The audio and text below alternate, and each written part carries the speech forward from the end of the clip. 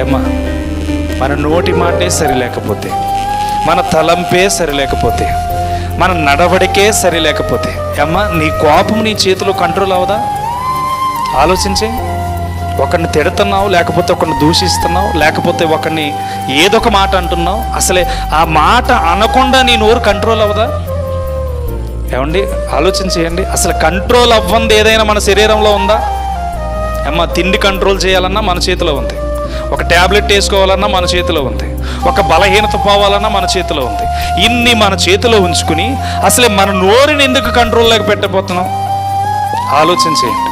మీరు బాగా వెతకండి. దేవుని రాజ్యానికి వెళ్ళాలంటే పరిశుద్ధతను వెంటాడడం, పరుగులు పెట్టాలి. అర్థమవుతుందా?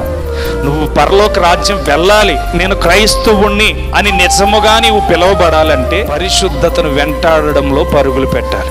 నీకు ఆలోచన అంతా పక్కన పెట్టే అసలు